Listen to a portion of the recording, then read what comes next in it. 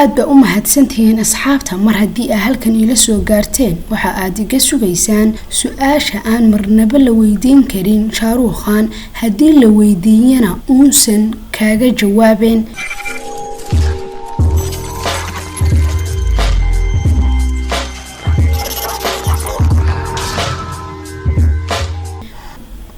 السلام عليكم ورحمة الله تعالى وبركاته. مقعيقو واسينا عبتي كادر جلنكا داوانيسان واسينا وفشيال فضلا هدية هاي مركو هوريسيان صوب وقتي سبسكرايب ده قنبلي الكنفرو سينا شير قري فيديوغا وحان كاقهالي دونا اتوريال يا اترشوين عان كاه دمانبا هوليوودكا ستار waxa uu dhashay 12 Diseembar 1980 sidoo kalena waxa uu dhintay maalin Khamiis oo ay taariikhdu ku beegneed 2 bishii Sebteembar 2021 ayuu geeriyooday kadib markii uu wadnaha istaagay isaga oo tabardarro dareemaya ayay hooyadii siisay biyo iyo jalaato dad gurigiisa booqday waxa ay sheegeen in uu codsaday in uu dhabarka loo riixriixo si uu u seexdo subaxdii xigtay ayaa la arkay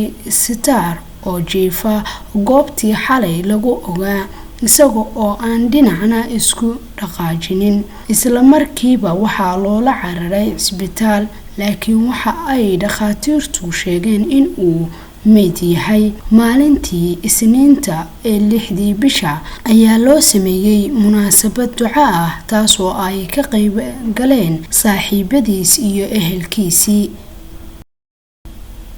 Samir Sharma waxa uu dhashay 3 bisha shanaad 1976 waxa uu ahaa atoore caan ah oo ka qayb qaadan jiray jiritaanka filmaanta musalsalka ah ee ka baxa telefishinada ugu waaweyn Hindiga. 6 bishii Agooste ee sanadkii 2020 ayaa meydkiisa oo lalmada laga helay guri uu ka deganaa xaafadda Malaad ee magaalada Mumbai. nin saaxiibkiis ah oo magaciisa qariyay ayaa warbaahinta TOT u sheegay in ay Samir uu la xanuunsanaa dhibaatooyin dhinaca dhimirka ah uuna booqan jiray la taliye.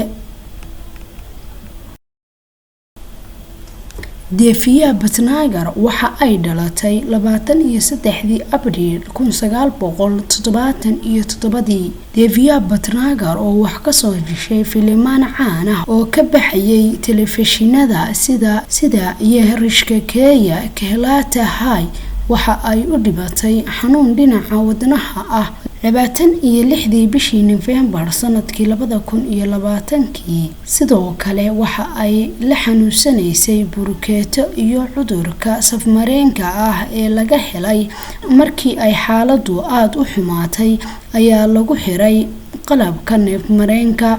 walaalkeed ayaa sheegay in uu qorsheynayo dacwad ka dhan ah oo uu ka geynayo ninkeeda kaasoo ay dhowr qof ku eedeeyeen in uu marar badan u geysan jiray tacdiyad uu ka mid tahay jirdil.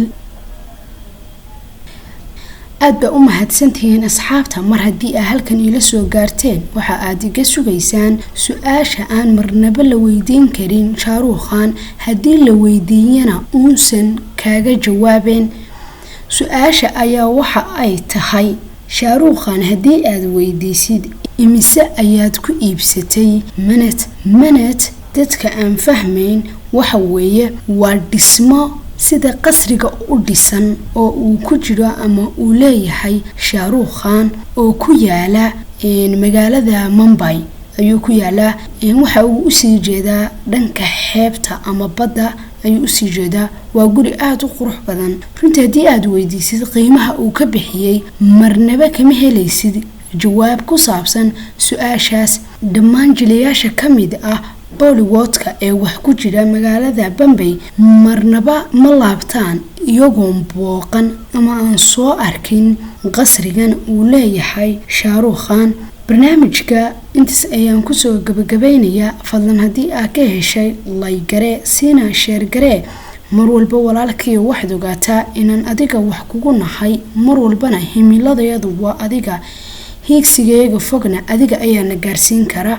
insha Allah waxaan rajaynayaa inta ila joogta iyo inta hadda nagu soo biireysaba dhammaantood inaanu farxad ku wada joogno mar walba iyo meel kasta oo aad joogtaan.